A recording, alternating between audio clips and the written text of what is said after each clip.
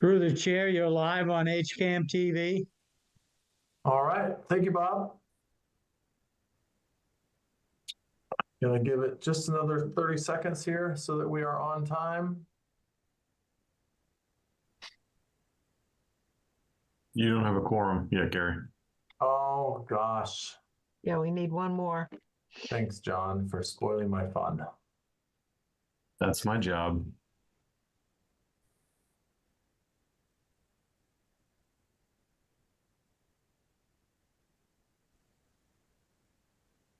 Anybody want to place any bets on who the next planning board member is to join? Not Vic. Vic's out today, right? I don't know. Rob, I think. Right. Rob. Nope, Elise. Elise. Elise, you are the big winner. Congratulations. Oh, thanks. What did I win? Planning board meeting with a quorum. Oh, yeah. Yes, the opportunity to start. All right, let me just 1, 2, 3, 4, 5. All right, well, good evening, everyone. This is Gary Trendle, Chair of the Hopkinton Planning Board, and I hereby call our March 18th meeting to order. Pursuant to Chapter 2 of the Acts of 2023, this meeting will be conducted via remote means in accordance with applicable law. This means that members of the public body, as well as members of the public, may access the meeting via virtual means. Participants may access this meeting through the remote meeting link as posted on the meeting's agenda and through the town's online calendar. When requested by law or allowed by the chair, persons wishing to provide public comment or otherwise participate in the meeting may do so by raising their hand or otherwise signaling their intent to speak. This meeting will be recorded. Please take care to mute your microphone unless you have been recognized by the chair. We will now confirm attendance of members. Please respond with present if you are on the call. Rob. Rob is not here. Jane. Present. Elise. Here. Matthew. Present. Michael. Is Michael here? Michael is not. Vic. Yes, present. Parker. Present. All right, and Gary, of course, is here. All right, well, let's go ahead and get started. I think this is actually going to be a relatively quick meeting because I anticipate we are going to continue most of our hearings, if not all of them. Really quickly, so we have a couple of administrative items, actually just one administrative item, and that would be the planning board A&R endorsement process. I think a nice recommendation from John on that. The continued public hearing on the zoning bylaws for MBTA communities. We'll have a quick discussion, but we're still waiting one more piece of feedback that I think might be worth delaying a final vote. The stormwater regulations, we have a request from Concom for a little bit more time to finish reviewing that. The stormwater management plan for Elmwood Farms, they've requested a continuance. And then we do have the public hearing for the citizens petition of the zoning map amendment. Like I said, I think the citizens petition will warrant some discussion. The other ones, I think there's some rationale to continue, but I expect we'll get through this pretty quickly. So let's actually start. We'll start with the first public hearing, which is the zoning bylaws and zoning map from MBTA communities. John, do you want to just give us a quick recap of who we're waiting on for review, and then we'll go from there. Sure. So we have submitted the proposal to the Executive Office of Housing and Livable Communities, which is the descendant, for lack of a better word, of DHCD. DHCD turned into EOHLC. They are the ones that are administering the whole MBTA communities law and implementation process. So they are providing a service where they review these proposals on behalf of towns in terms of compliance. We've also submitted to the Attorney General's office because they're doing a similar review. And so we're waiting on both of those to get back to us. All right. So, and John and I talked about this earlier. And our thought was that we continue until, what was it, John? It was April 22nd. 22nd. And the rationale behind that was if they had any feedback or recommendations or other minor modifications, it would be much cleaner to incorporate those before taking a vote. Whereas if we took a vote now, which we could do if the board so desires, it would be a more complex process to go open it up again to make any remaining changes. So my thought on it, and you guys tell me if you agree with this, there's really not much to discuss after the last meeting, and certainly we'll take comments or questions if people have them. But my recommendation would be to continue it until April 22nd, which would just give some additional time if there were other comments or recommendations that came back that we could consider before taking a vote on it as a board. I agree. Thanks, Jane. Anybody feel otherwise?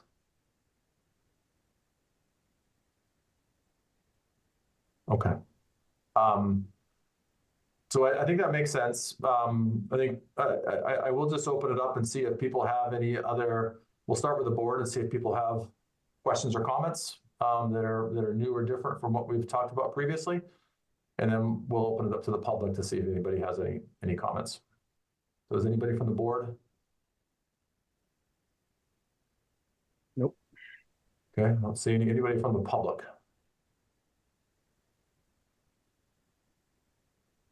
Okay, feel like we've beat this up pretty good. Considering this, I will entertain a motion to continue the public hearing for the proposed amendments to the zoning bylaws and zoning map for MBTA communities to April 22nd, 2024. So moved. Second. All right, assuming no further discussion, Rob, how do you vote? Rob Benson, yes. Jane? Yes. Elise? Yes. Matthew? Yes. Michael? Yes. Vic? Yes. Parker?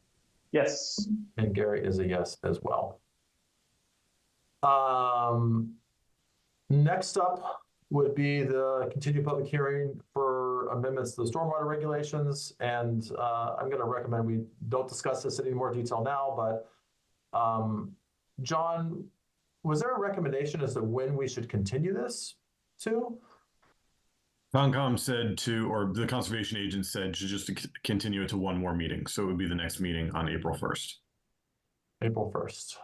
All right. So then I will entertain a motion to continue the public hearing for the, oh, sorry, it just totally threw me off. John, I'm laughing because the agenda versus the first page of the memo have the different order, and it totally just rattled me. I'll entertain a motion to continue the public hearing for the proposed amendments to the stormwater regulations to April 1st, 2024. So moved. Second. Assuming no further discussion, Rob, how do you vote? Rob Benson, yes. Jane? Jane Marin, yes. Elise? Yes. Matthew? Yes. Michael? Yes. Vic? Yes. Parker? Yes. Gary is a yes as well.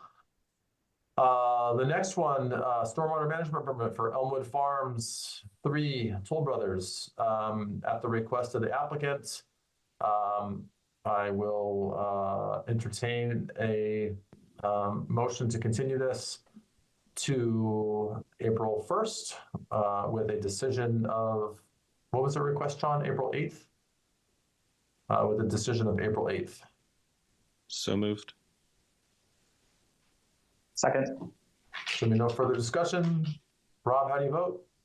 Rob Benson, yes. Jane? Jane Marin, yes. Elise? Yes.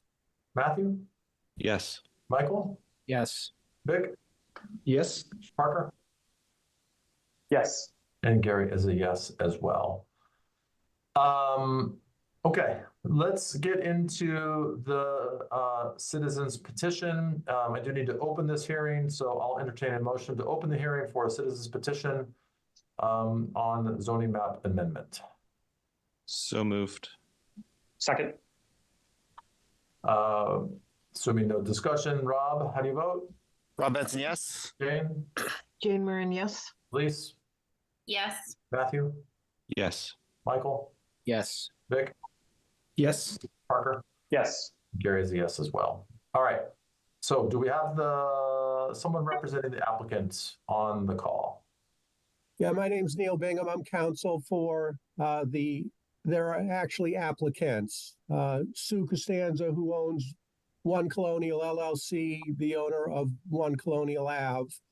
And I'm also here on behalf of Philip Antonides, owner of 81 and 83 Hayden Row. In connection with Sue Costanza's efforts to consider this particular amendment, I had the pleasure of speaking to Mr. Antonides, who found himself similarly situated to Sue Costanza, which is how we end up before you on a proposal to transfer 3 properties from the residential Res A to the business district. Okay. Thanks, Mr. Bingham. Do you have a presentation or drawings you'd like to share? I or believe how can you educate us on? I'd like to do some screen sharing, if that's okay. I could follow that up with all of the documents that I'm going to show to you and some photographs. Okay. But the entirety of the presentation will involve some MapGeo photographs of the area that we're talking about and their current zoning. And then some photographs that also show the uses, because not only is the zoning in the particular area that we're talking about, which is the corner of Grove, Hayden Row, and One Colonial. It also I'll show you those. That's right. That's great. You can share your screen and walk us through it. I just need. I may need someone to authorize me to do that. You should be all set now. Yep. Okay. Just down at the bottom, there should be a green button that says share screen. There you go. Very good.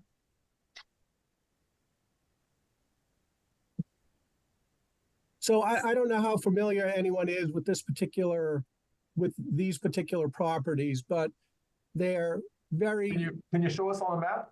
There we go. interestingly situated. Here are the 3 with an overlay of the zoning districts. You'll see. Actually, this one has more than 3. We'll keep this one.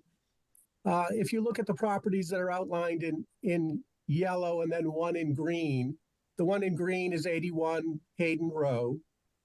The next property over is 83 Hayden Row, and then the final one to the right is One Colonial Ave. You'll see that in this particular area, what we're really trying to do is to promote some uniformity in the area, particularly with respect to One Colonial, which is this property in the rear. It's a residential property that finds itself surrounded by commercial and other kinds of non-residential uses. What we're looking at here in this particular photograph is what is known as Colonial Avenue. And this is the primary and only access that exists for One Colonial. Colonial is set back in the background there. It's that yellow house. To get to it, you have to drive by 2 businesses on your left. On the right-hand side, we have what I think is going to be a beautiful development at 87 Hayden. But right now is is in the process of having that particular building torn down. When all is said and done, the residents of One Colonial will be the only residential property in this particular area, in an area that is being, I think, properly and well developed for its zoned and intended use, which is for a commercial use. And all of the property on the right-hand side, including where that white building is on this particular photograph, are the subject of approvals. I believe this board has had this particular property before it on site plan, although I haven't followed very, very closely that particular development. In addition to the commercial uses that surround One Colonial, when you take a look at the other two properties, and let me show you a photo of those.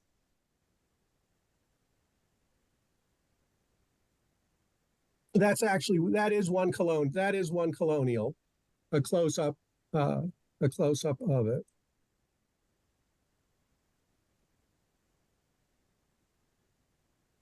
Okay, so this is a photograph that I took from Hayden Row, and this is 85 Hayden. It's one of the properties that you saw on the left-hand side as we were trying to get down One Colonial Ave.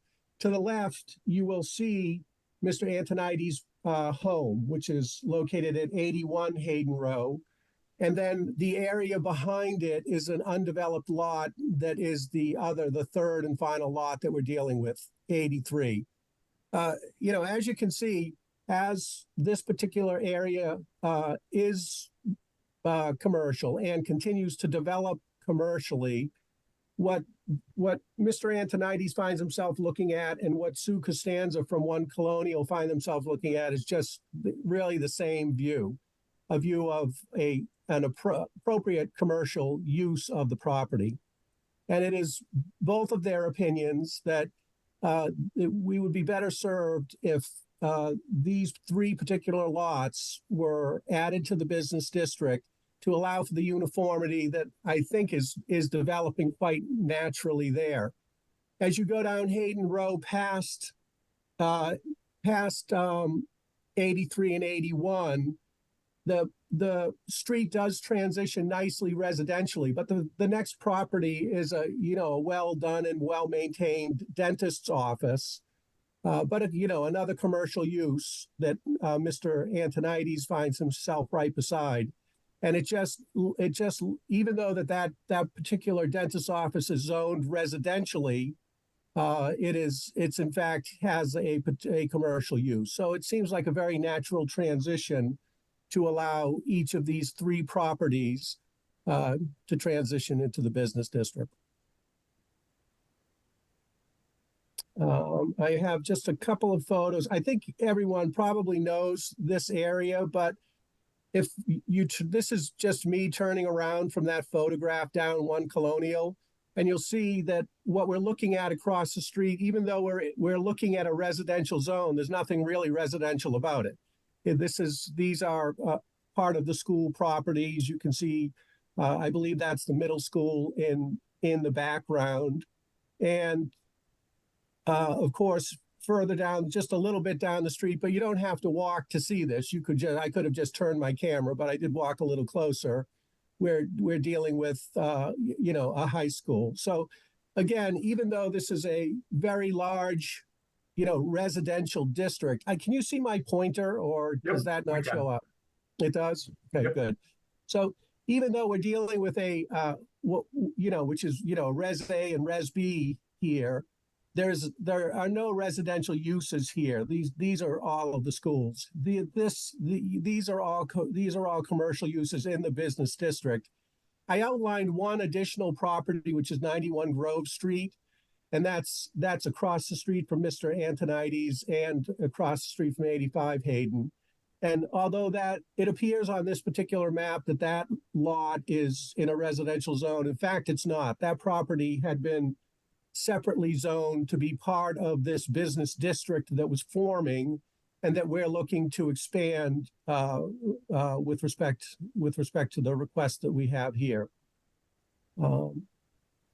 And then further down the way, there are a couple of other non-residential uses, school administrative, town administrative uses right in this particular area. Again, not necessarily not zoned business, but in fact non-residential uses in the residential area. So really, for these reasons, we request that the board consider our proposed amendment and support it. And if you had any questions for me, I believe Mr. Antonides is on the line. I know that Sue is. Would be happy to take on your questions. All right, thanks, Mr. Bingham. So for the planning board and for the public, just kind of a quick process check. I think it's worth noting that this is a citizens petition that will be going to annual town meeting. So this is not a function of the planning board deciding if this zoning changes is allowed. It is really just an opportunity for us to either recommend for it or recommend against it. Either way, it'll go before town meeting, and John, just to confirm, it takes a 2/3 majority at town meeting in order for that zoning change to occur. So maybe at this point, we'll go ahead and Mr. Bingham, you can probably stop sharing your screen. I have, before we go to question and discussion with the board and then the public, I'm curious if members of the planning board feel like they know the property well enough to have this discussion, or if we should potentially consider a site walk. And, you know, reality is we were just on, I think it's 85 at a site walk a couple of months ago. Those of us that were there all saw the house. So, sorry, I'm getting my addresses. I might be getting my address. 87. 87, thank you. But in particular, the property behind 81 and 81 itself, you know, we didn't look at those, but for members of the planning board, is this something that you feel like we should schedule a site walk and go take a look and kind of better assess it? Or is this something that people feel like they know well enough just from prior site walk and from driving by to have this discussion? I'm comfortable not doing a site walk. I feel pretty familiar with it too. Me too, Gary, through the chair. Okay. Yes, me too. I mean, we've been there for the other property site walk, and we have seen that pretty much we drop our kids to the school. Yep. Okay. All right. Just wanted to make sure of that. So what we'll do is we'll open it up for questions and comments from the board. We will then, as it's a public hearing, we'll open it up for questions or comments from the public. And then if we, you know, we have two options at that point. We could, if we felt like we needed a little bit more time to process and digest, we could continue this, or we could go ahead and take a vote as to whether or not this is something we want to recommend. So at this point, I will, I'm looking at my fellow planning board members, and I see Matthew is raising his hand. Thank you, Matthew. Go ahead, the mic is yours. Thanks. I guess my first question just is, does Zach play any role in reviewing, proposing any recommendations or at this, or is it just us? So in this situation, because this is by citizens petition, they're not obligated to go before Zach.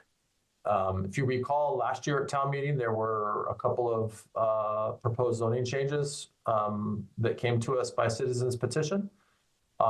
It's worth noting that this is a recognized and appropriate process.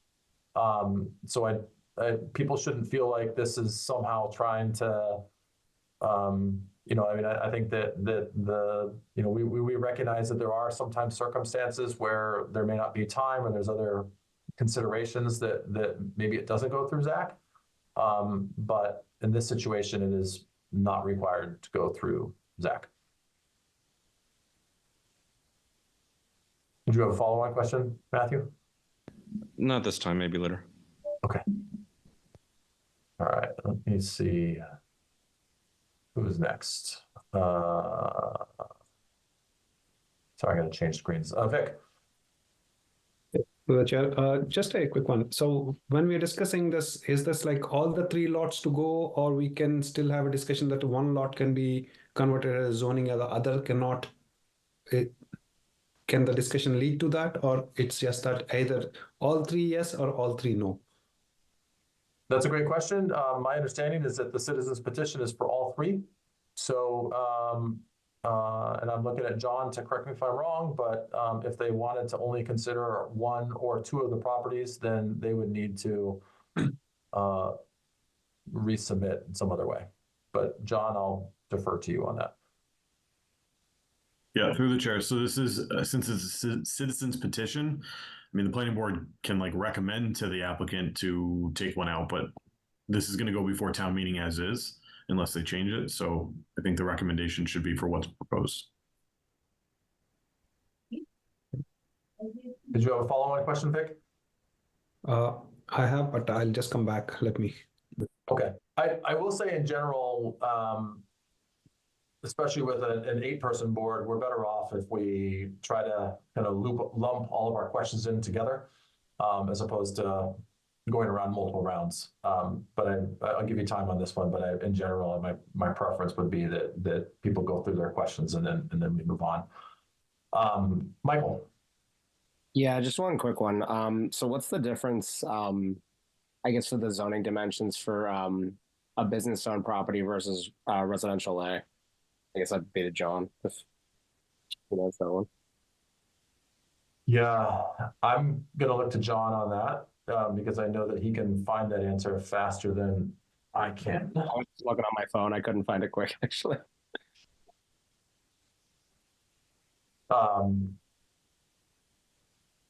No, actually, I'm going to give John a minute to look that up, and if you're okay, to Parker.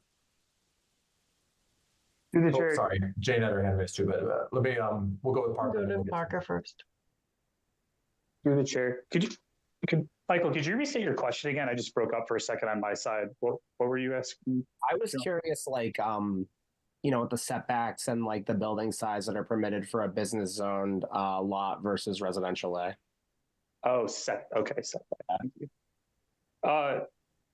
I was curious, has the petitioner generated plans, or how are they envisioning use of the property? And could you possibly explain that for us today? Mr. Bingham, do you want to comment on that? Yes. So the petitioner has not developed any particular plans for the use of the property, but they see that any successful future development of the property would be better served if it was in a business zone and was consistent with the other kinds of development that is going on around it. But no particular plans right now. If Mr. Antonides had particular plans, I'm not aware of them. I believe he may be on. He could say something.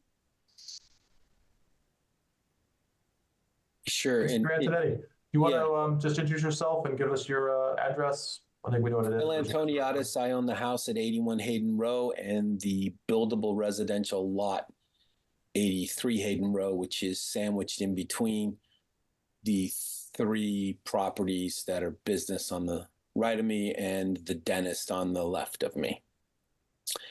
And the tax place across the street from me that was once a gas station. Basically, I don't have plans right now to develop my land. What I do know is I can't build a residential house in the middle of a lot that'll have a view of a dentist parking lot, a septic company, a 3-bay truck garage, another septic company, and a tax place across the street from me. So I'm getting surrounded by business, and I want the options to be able to develop my land and not be stuck with residential property, because it's basically making my residential property worthless. I can't build a $1.2 million Hopkinton home. I'm a builder, and I can't build a home back there because no one's going to buy it. So if I'm zoned business, I plan to live in my house a little longer for sure. And I would like to be able to have the option to develop this land in a way that serves the town. And it's no doubt that the town needs better business land with more parking on it. And at least the 2 acres I have would be able to provide that.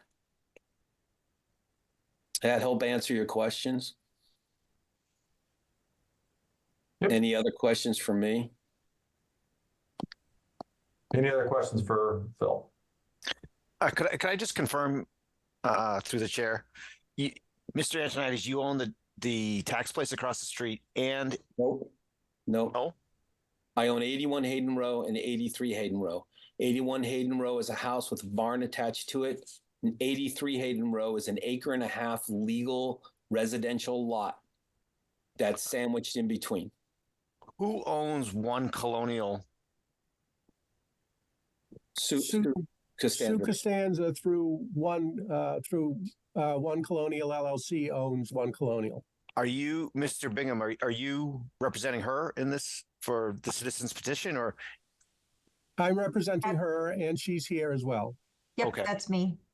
Hi. And so the property to the north, 77, is the dentist's office. And then one property north of that, what is that property? Do you know? On the other side of the dentist?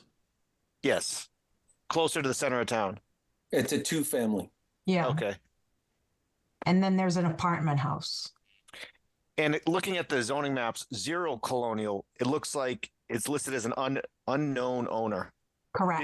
Is that really unknown? Yep.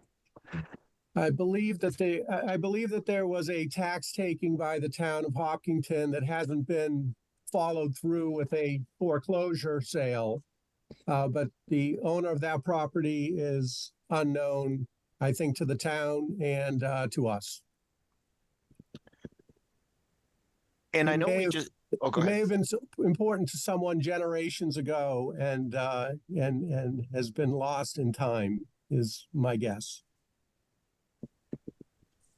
And so then, like right now I'm looking at our Hopkinton GIS maps, which may not be the most 100% accurate, but 85 Hayden Row, and then it's listed as 85 rear, which is, I think. There's an 85 front and an 85 rear. 85 front is J.C. Palmer Septic. Yep. And 85 rear is Joseph Irvine Jr. And so that property, 85 rear, spans 2 zoning districts today? No, I don't believe so believe so. anymore. Because the back piece of it that used to go down at the bottom was purchased by 87 Hayden Row. There's like, Do you want to show your map again that you showed previously? That has the properties outlined? Not this one, but I think there was one that had the gold outline on it. yep, the gold outline, yeah. No, let me see here.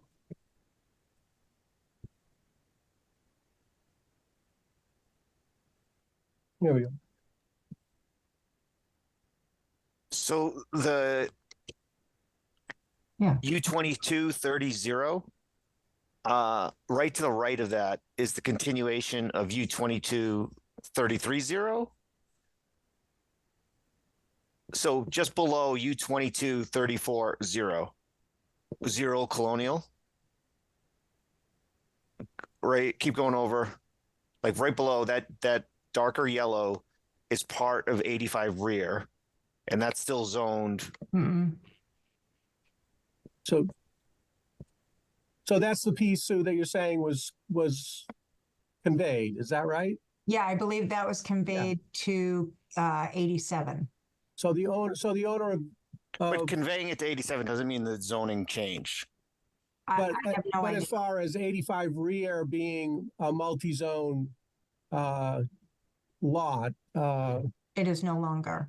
it is no longer. That is now that is now, although the zoning map's not up to date as to the lot, that's now part of what was 87. I think you say you toured the 87 lot. That's now part of 87.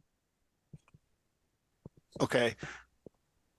All right. Irregardless, the biggest thing with 87 and this land here is for the property owners in Eastview, the residential homeowners, the biggest concern, and I think this is some on the call, is obviously water flows downhill and increasing the amount of commercial businesses. There's concern of water flowing downhill, and with unknown uses, like obviously if it's developed in the future, it would have to go through the planning board and there'd be site plan review and stormwater mitigation, but that's the biggest concern. So just to kind of voice what people are probably going to say after me is their residents are going to be concerned about that. Not that you are expected to have an answer or should at this point in time, but that's what people probably want to know. Well, the only answer that I would have is that they're. Hang on, sorry, Neil. I just want to make sure that discussion's going through the chair. Oh, sorry. So if sorry, I just want to make sure we're not having too much back and forth. Do you want to comment on Rob's comment? Yeah, but my only thought here is that when Sue ultimately develops this property, that her neighbors have the right to complain if, as a result of that development, water is running onto their property. So she would certainly be going through the approval process and should be expected to, to implement mitigation procedures that prevent that kind of thing from happening, and to have to deal with it if they fail to do that. So processes are in place to deal with those kinds of concerns, and we would want to listen to them if they came in. Okay. I want to go back to Michael's question, and I was, while we were talking, I was looking at the differences between residential A and business districts, but and it's not an easy side-by-side comparison. But took a look through, Gary. Yeah, so I guess the thing that I was concerned about was the max height in the business thing. It says it's 35 feet, so it's not. Max height's 35. Yeah, it's not exceptionally tall. So, but the setback is different. The setback's different. Yep. John, was there anything else, any other significant differences that stood out to you as you were looking at those? I was just going to share the Appendix A, the table that has everything together. Oh, that's right. I forgot about the new appendix. I don't even think that's in the version that I have printed out in front of me. Mr. Bingham, if you want to stop sharing, and then, or John might be able to control that, but.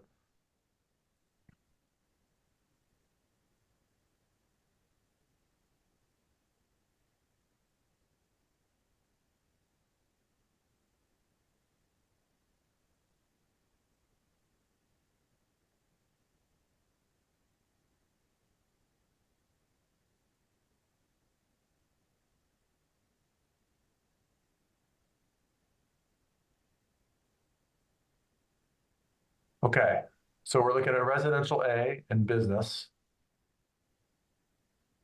We have a pretty big difference in max lot coverage. We have a difference in minimum lot frontage, minimum frontage depth, minimum setback. Side yard is the same, rear yard is different. Storage sheds doesn't apply. Slightly lower height. I think this is a good point of comparison. Thanks, John. Michael, did you have a follow-up question based on this? No, yeah, this is kind of what I parsed out just by looking at it real quick while others were asking questions. So, and then in the bylaws too, there's some things that are used by right versus things that would have to be permitted for use too. So that's another distinction for the business district too that I think. Yeah, that's a good point. So permitted uses, Following land use and building uses shall be permitted in B district. Any uses not so permitted are excluded unless otherwise permitted by law. A, bed and breakfast establishments and inns with a maximum of 12 guest rooms. B, retail stores and retail service shops. C, business or professional offices, medical offices, and banks. D, municipal uses. E, funeral homes and mortuaries. F, restaurants. G, mixed-use buildings comprised of retail space on the first floor and office space or residential dwelling units on the second and third floors. Residential dwelling units shall have dedicated on-site parking spaces. H, accessory uses, excuse me. And then uses allowed by special permit would be gasoline service stations and automotive repair garages operating in compliance with all federal, state, and municipal regulatory requirements, so on and so forth. Single and multifamily residences and building uses for dwelling purposes, provided, however, that all resident uses shall comply with the dimensional requirements contained in Article 2. Live commercial entertainment, car wash facilities, theater halls, and clubs. And then the following uses shall be in B district upon the granting of a special permit by the planning board. Sorry, those previous ones were granting of special permit by the Board of Appeals. And then the following uses shall be allowed in a B district upon granting of a special permit by the planning board. That would be drive-in, drive-through, or drive-up uses, excluding the dispensing of food or drink. Provided, however, that an adequate dedicated area for at least 4 vehicles to queue shall be provided. And notification of the public hearing for such special permit shall be mailed to the owners of all properties within 1,000 feet of the premises. Off-street parking facility, and 3, registered marijuana dispensary.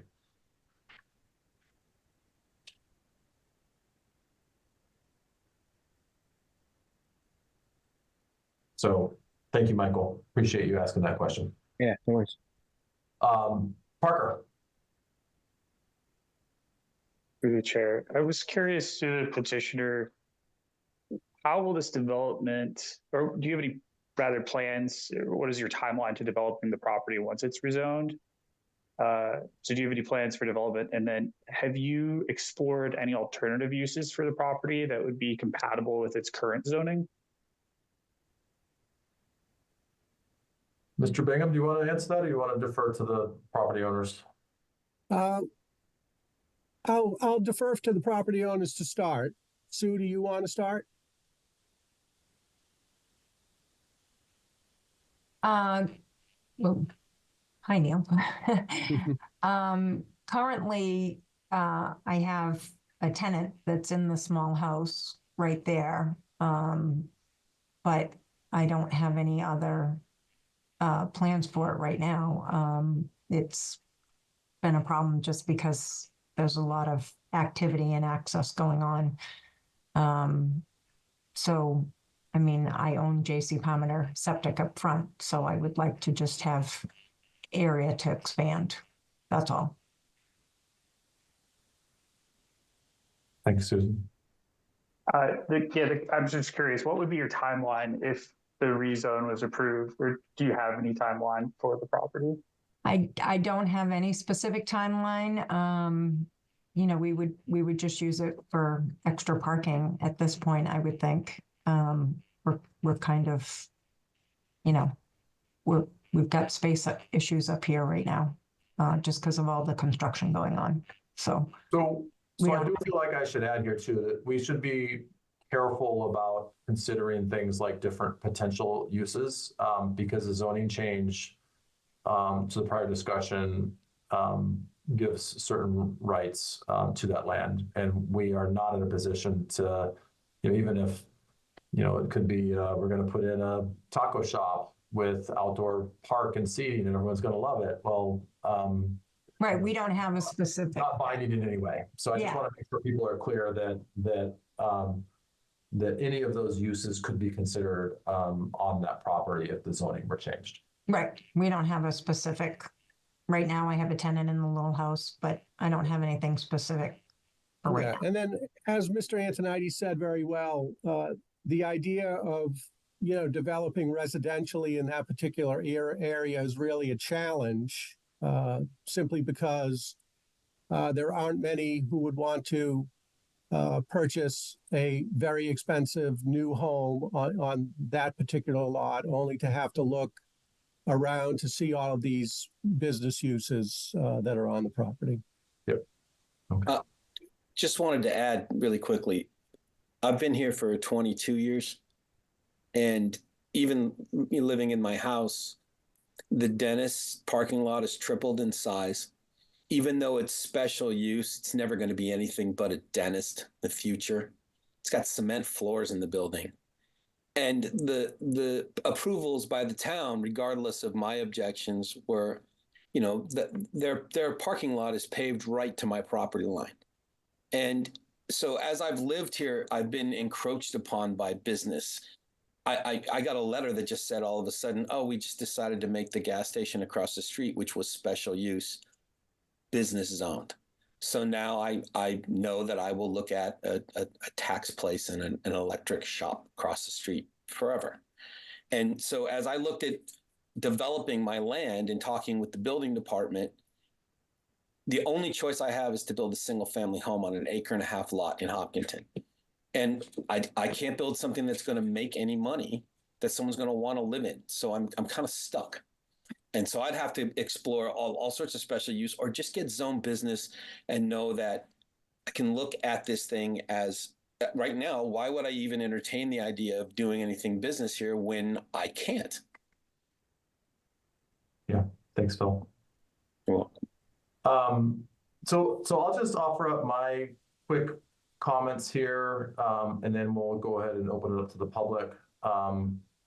And first and foremost, I will say that I am somewhat sympathetic, in particular, to One Colonial, just because with a lot of work and redevelopment back there with a single point of access, definitely see how that property is challenging for residential. But I'd also say that I'm very cautious on these because, as I said before, this is going to go to town meeting anyways. But I am just inherently cautious that they're on a citizen's petition and potentially endorsing a citizen's petition unless there are extenuating circumstances that warrant, particular timeliness. And so for me, this is just me as an individual. I'm a little, I guess I'm not quite convinced of all 3 parcels going through via citizens petition. And I can't necessarily argue with some of the comments that have been made, but as a lump sum, I'm not quite there. I just to some of the points made previously, I think as representatives of the town, we should be thinking of the 18,000 residents and what's best for the town. And maybe that is a business use, but if it is a business use, then I think there are other avenues to pursue this and consider it. So that's just my opinion. I think it's I just wanted to share that with the group. So we'll open it up to the public now, and I see Nick has very patiently had his hand raised. Nick, if you can just start with your name and address, and then sure. Nick Beavers, live at 22 Eastview, and I mean, I'm sort of a realist. I understand everything that's going on, but. And obviously, this is nothing personal. Sorry, I got to put my glasses back on, otherwise I can't see anybody. But the land that's literally right behind me, I believe is one of those parcels of land there. I don't know, use something. I can't remember the parcel name, but it's wooded now. It's very, very, very wet also. Even today, I just looked out my second. So I have a 2-story house. I look out my window, I look down, and I can see there's tons of standing water back there. So it hasn't rained, and that little bit of rain from yesterday did not cause all the standing water. So the last time it rained significantly, that water's been sitting there since then. So there's I can't remember the gentleman's name that mentioned the water issues, but there will be tremendous water issues. We already get tremendous water issues. And since all this construction that's been going on up there, it's been this one side of my yard that never had any runoff is having considerable amount of runoff now. And it's ripping, it's tearing up my driveway and all sorts of stuff. And it's not just me. I mean, there's all the people along that abut this land behind us have the same issues. I mean, 2 houses down, I mean, they've had the fire department there pumping water out of their house. So there's major water issues.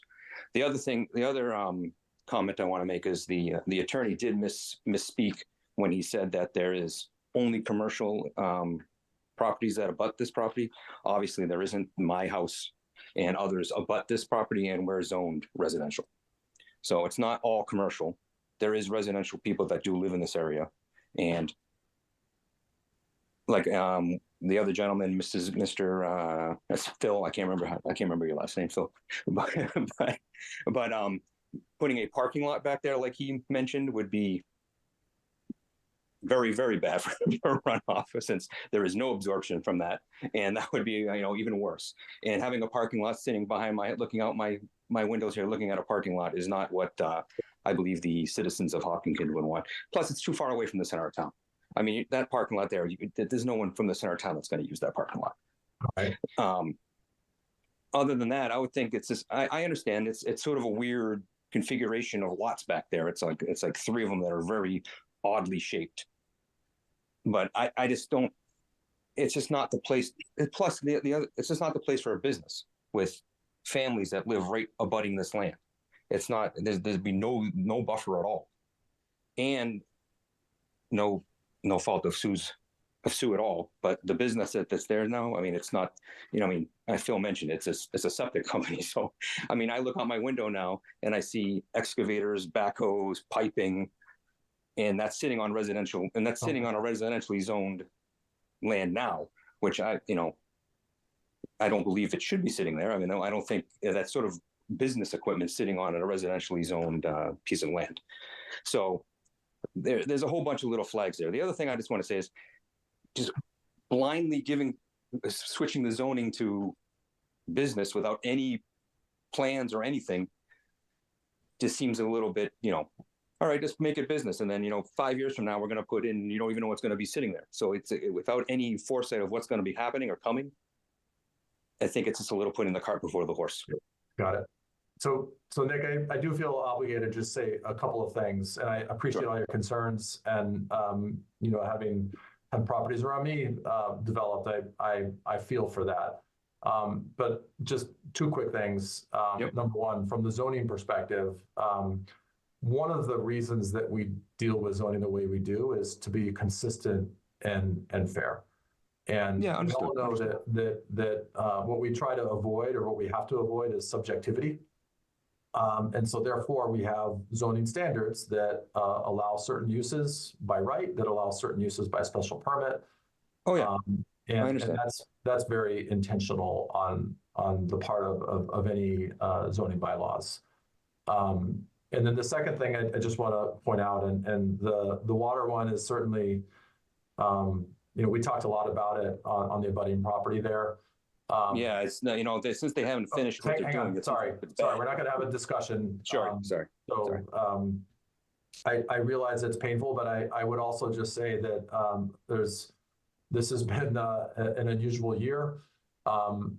I can tell you that my sump pump has been running. It's never run this time of year, and I don't know if it's related or not. But I just want to be cautious that there's a lot of people in town that have had water in places they've never had before. But that being said, if there's a commercial use, if this zoning were to go through and there was a commercial use, then they still have to go through the same permitting process, and there are still some additional controls.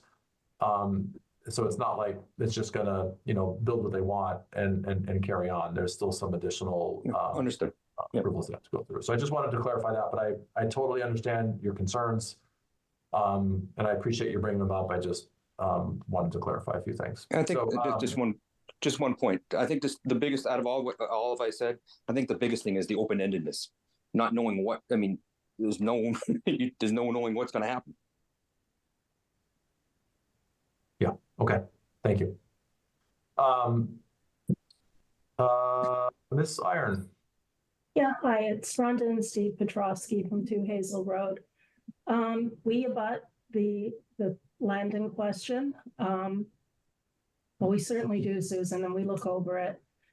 We have similar concerns to Nick about water flow, but also all of the concerns that Phil brought up about having to look at something undesirable and untenable to a residential area.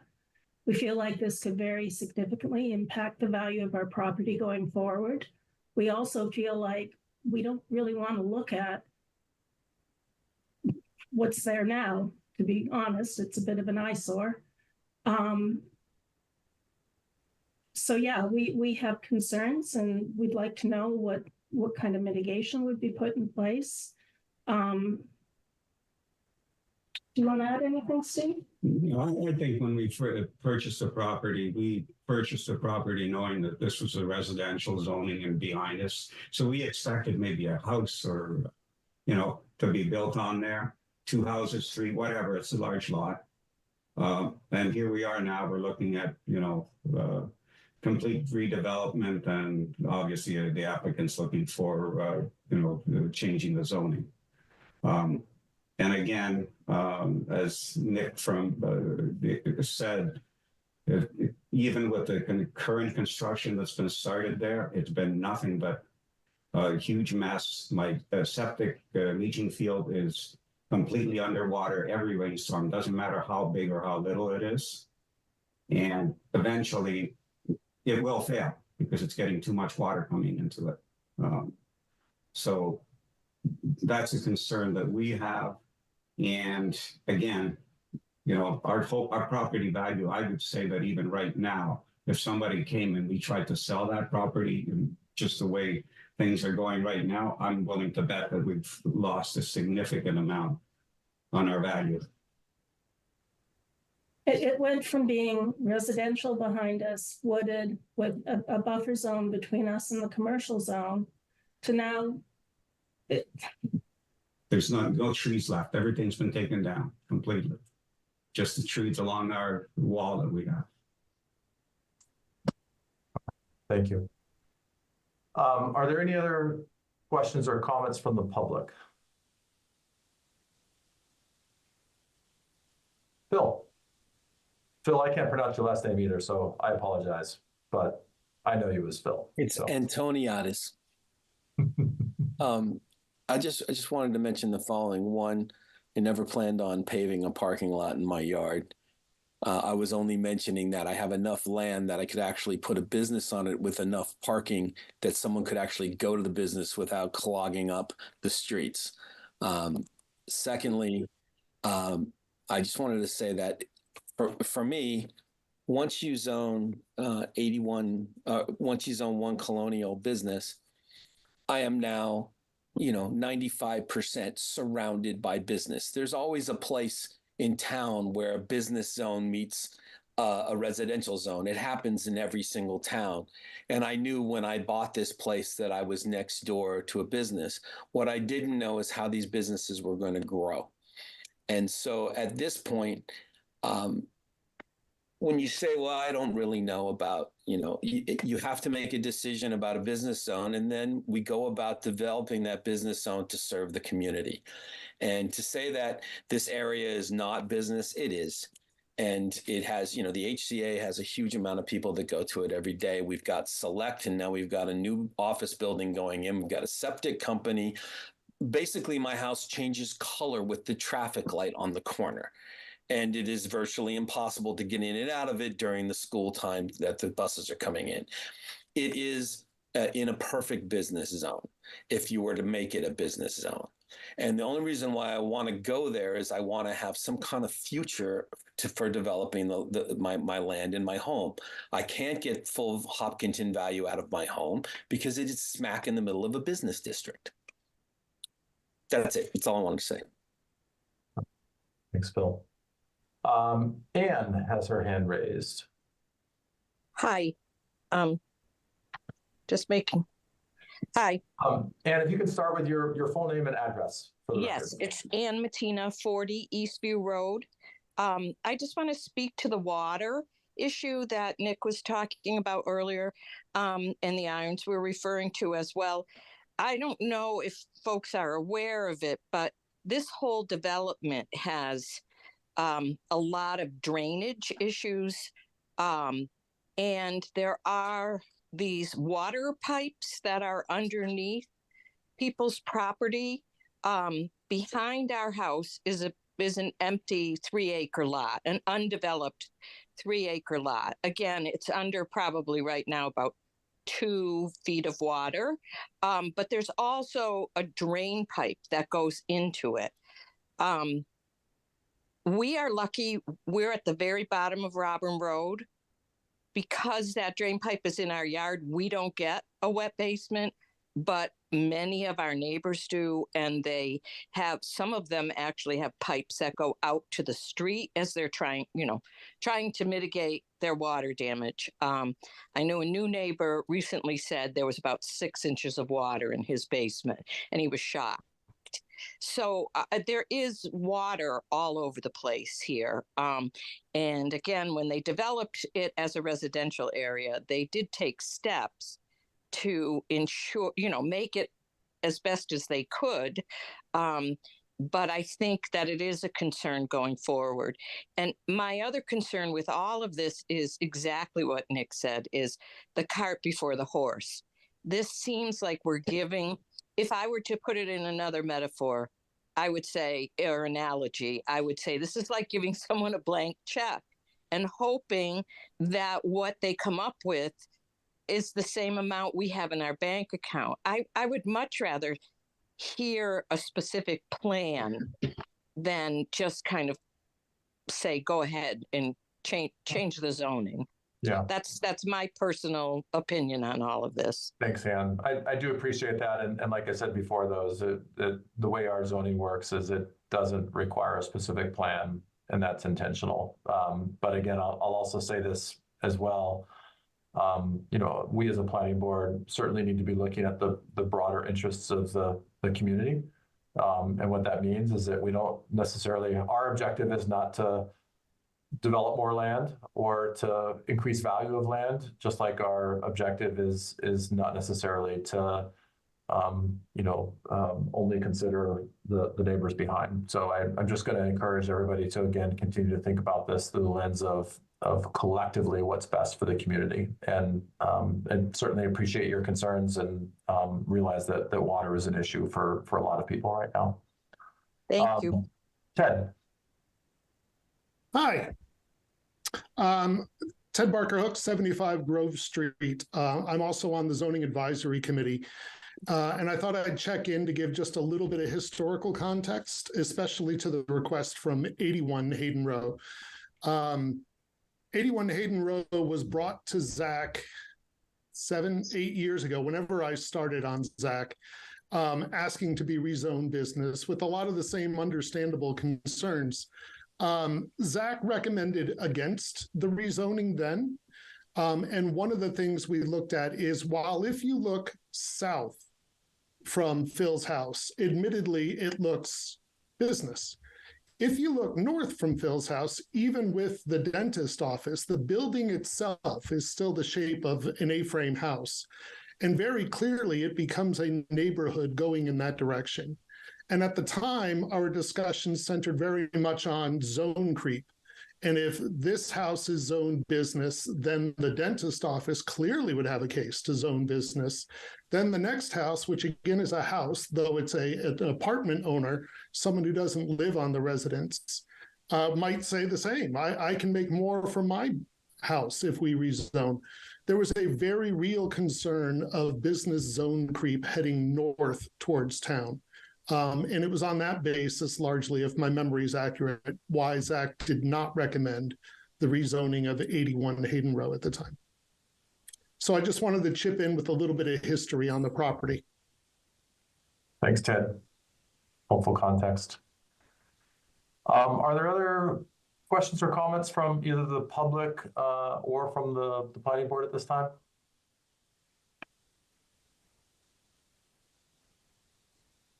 Matthew? Thanks. And I also want to thank Ted for the context. I think that addresses a lot of my concerns that I was looking for questions on. And my personal feeling also is that as a bulk, I'd much rather have Zach take a look at it rather than us just making a decision pro or con here, even though I realize that's what we have to do as part of the process for the citizens petition. All right, thanks, Matthew. Any other questions or comments, either public or planning board? Vic? Yep, I just want to say that there's a lot of background and looks like a lot of water issues which have been raised with the public, which is also concerning. So one thing is that I understand that we don't need a planning, but that needs to be also taken into consideration. Along with that, that's a school zone with a lot of traffic, a lot of kids going around, and converting everything into that would add more to the traffic as well as the surrounding areas with business and a lot of other. I don't think it's feasible is what I'm looking at it, but I want to hear a little more about from the petitioner what exactly they're trying to make it out of it. I mean, if they can come back with the planning in the next meeting, it would be good is what I was looking in case if they can. Yeah. So Vic, and I'm going to go ahead and take that one because we can't be making recommendations of zoning based on a specific use. It wouldn't be binding anyways. We need to be assessing whether we think this proposed zoning change makes sense, regardless of what the use might be. Right. And again, that's really important because certainly we want to make sure that we're applying the same standards to everyone, and that's what our zoning enables. Mr. Bingham, did you have a comment? Yeah, I do have a comment. I just want to make it very clear to everyone that it is very, very difficult to ask anyone to bring a plan here because they don't know what the zoning is going to be. Right now, it's residential, and the idea of developing and expending funds on preparing a plan is really putting the cart before the horse. I want to say a couple of other things about the water issue. Sue Costanza owns 85 Hayden Row up at the front. She also lives on Eastview Road. She has all of the concerns that many we're hearing from here have about water. She doesn't want water going into her property. She doesn't want water going into yours.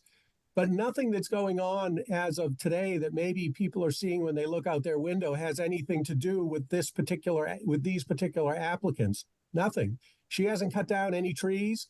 She hasn't done one thing on her property that may be causing whatever water issues you're talking about.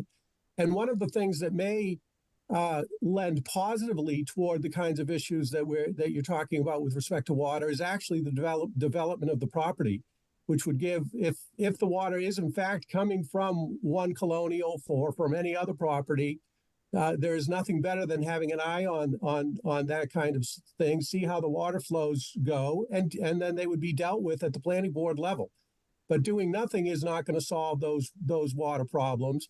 But more importantly, Sue Costanza and Mr. Antonides have not done one thing to contribute to the water issues that you're dealing with. And to the extent that anyone who has made a comment about looking out their rear window and seeing trees cleared, not one tree cleared by these particular applicants. You're talking about a different development situation. And then there was one comment with respect to something that I may have said about abutters. What I was trying to get across when I said what I said was I was showing the particular neighborhood, photos of the particular neighborhood down One Colonial Ave, which is the only access, down Colonial Ave, which is the only access to One Colonial Ave, to show what it is like for the residential resident of One Colonial Ave to have to go up and down every single day, and particularly as that develops even more commercially. That One Colonial is a single residential property that is on an island by itself, despite the fact that it may abut in the rear to another completely different neighborhood that One Colonial doesn't have access through. If One Colonial had access through that neighborhood, I understand. But that was the point that I was trying to make. I wasn't trying to suggest that there aren't residential neighbors in the rear. There are. Okay. Thanks. So I just want to set one caveat here. Hang on, Phil, 1 minute. But I don't want to get into a back and forth about what's causing the water issues, because the reality is that none of us know. What we do know is that there's more water this year than there has been in years past. So I just want to make that statement up front. I would challenge the applicant's counsel to say that what's happening now has no impact on it. And just in the same way that I would challenge the residents that there are other factors at play beyond the development. So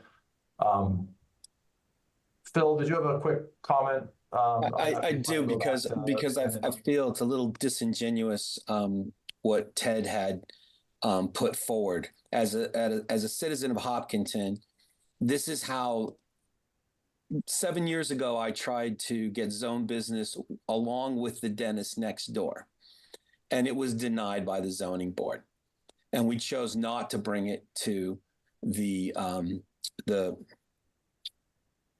to vote at the town meeting. But here's what's happened since then. Since then, the dentist parking lot has tripled in size. It's been allowed as special use. How does that affect me? I have less trees around my home. I have more business around my home, regardless of whether you call it special use or not. In addition, directly across the street from me, what was zoned special use is now zoned business and can be whatever it's going to be with whatever setback on a minimum set of land, leaving me, when you talk about the view from my home, with about a 20-degree view of residential land, and everything else is business. So please, please take that into consideration, because it is not what Ted is describing. All right, thanks, Phil. Thanks. Ann? Ann, you're muted.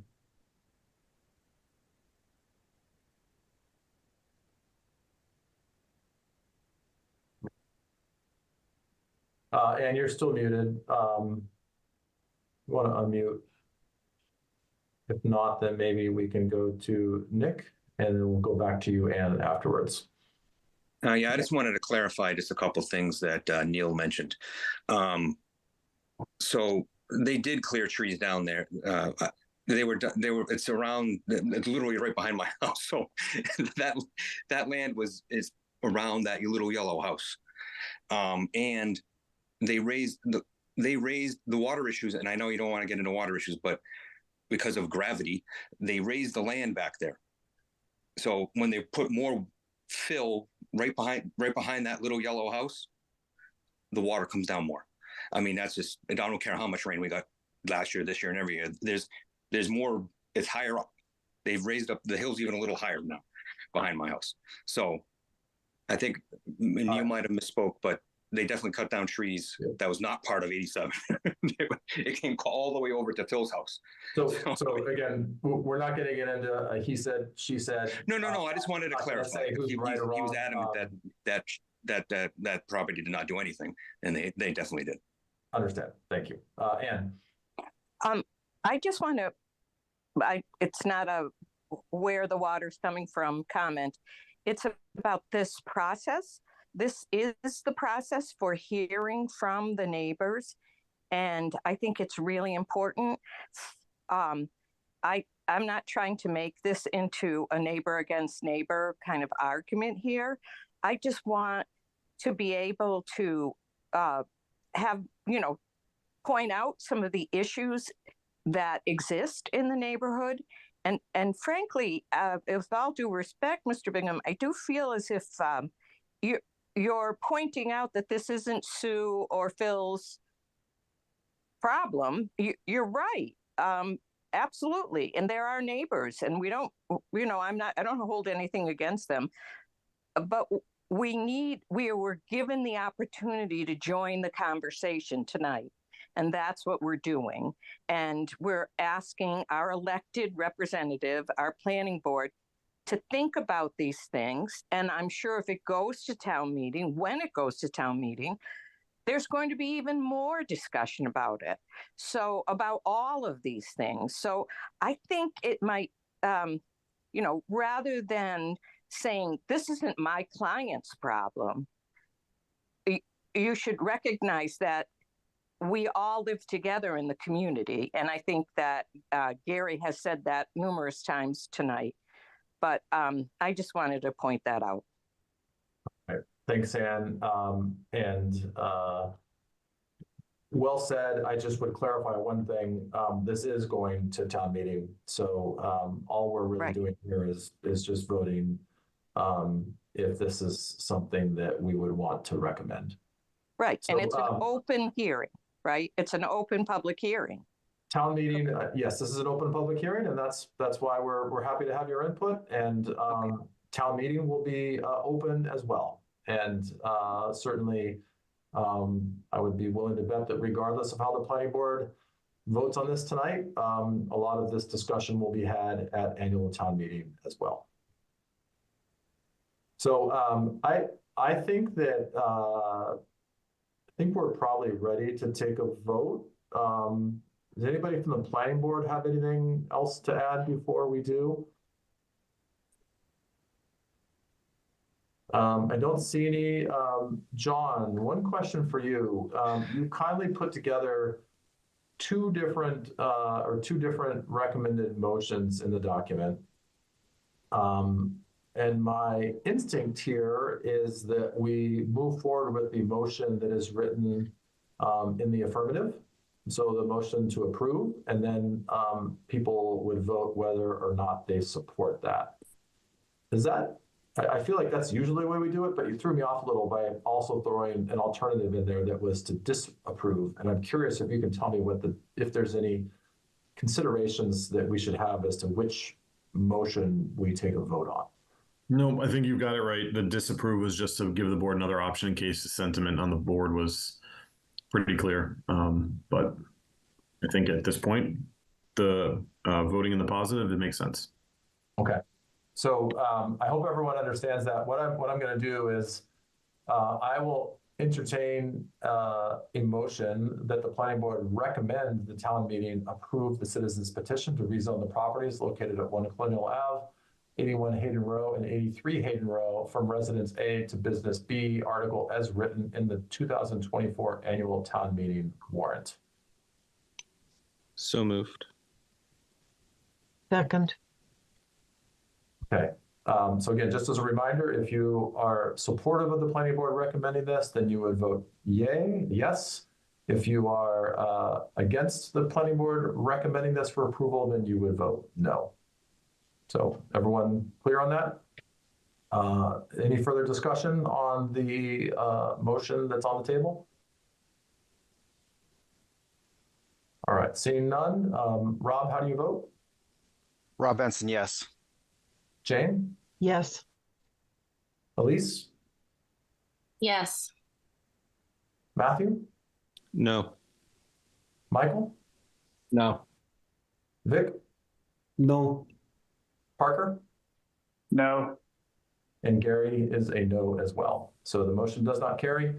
But again, this will still be before us at town meeting. It will just have, as part of that, it will have that the planning board did not recommend endorsement of this.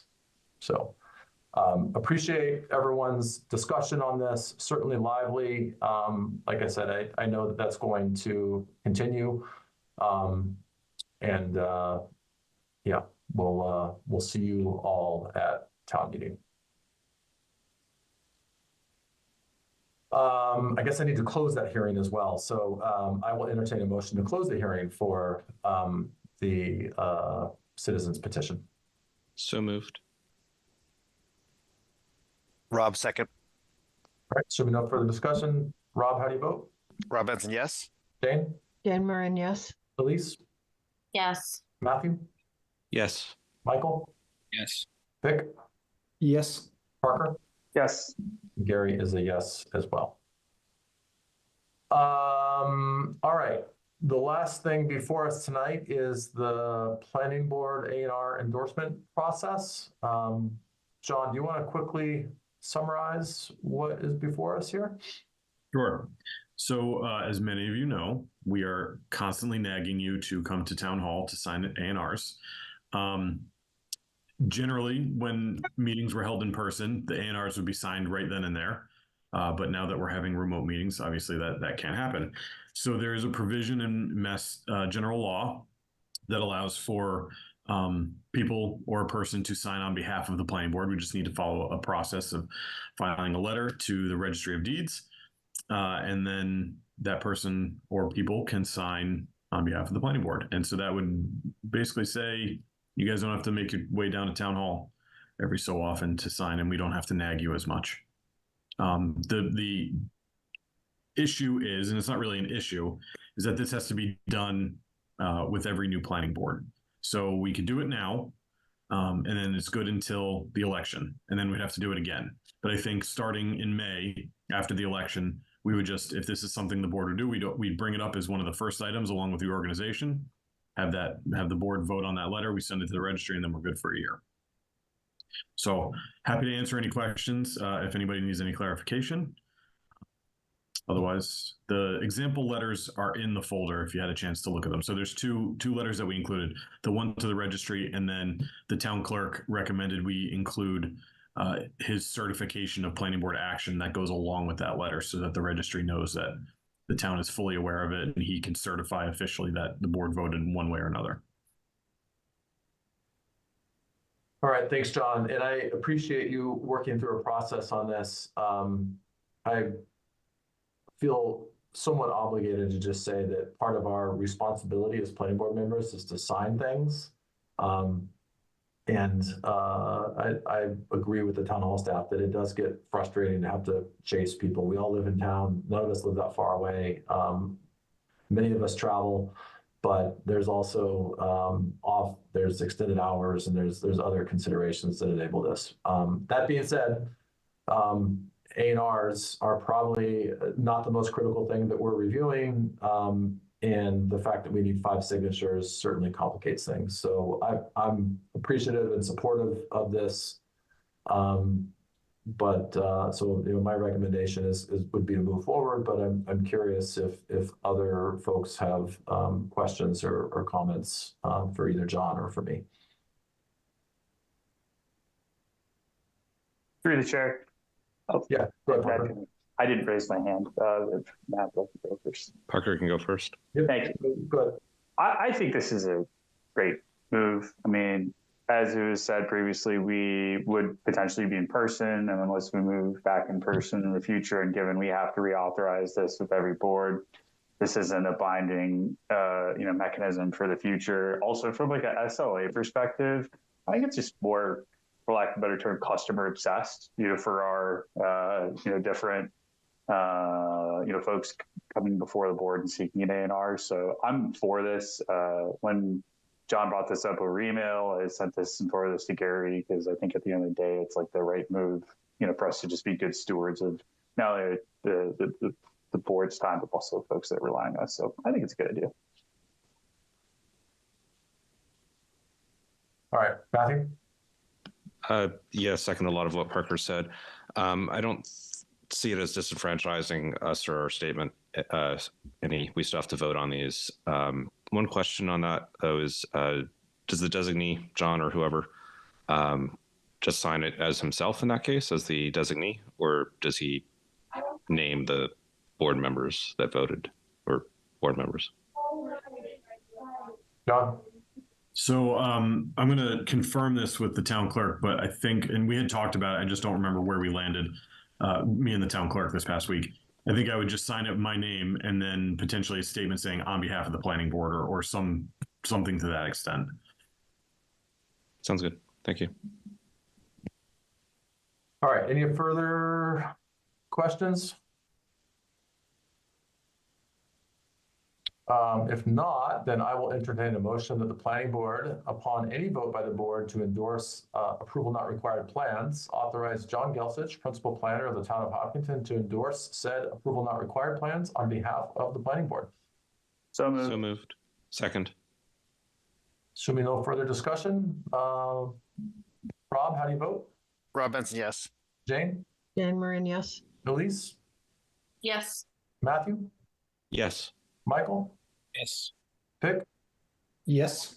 Parker? Yes. And Gary is a yes as well. So thank you, John. Appreciate that.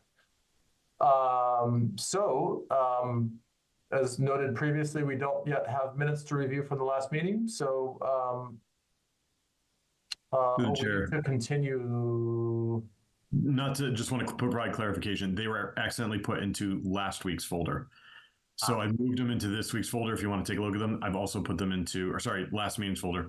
I've also put them into next meeting's folder so that they're there for you to review. They were done, just misplaced. Thank you, John, and thank you, Lori. No worries. We can review them next time. And we continued all the hearings we needed to continue. We voted on those. I'm just looking quickly at the agenda. I think we're all set, right? Okay. And then I will entertain a motion to adjourn. So moved. Rob, second. All right. Assuming no further discussion, Rob, how do you vote? Rob Benson, yes. Jane? Jane Moran, yes. Elise? Yes. Matthew? Yes. Michael? Yes. Vic? Yes. Parker? Yes. And Gary is a yes as well. So thanks, everyone. Good discussion. And have a good night. Thank you. You too. Bye.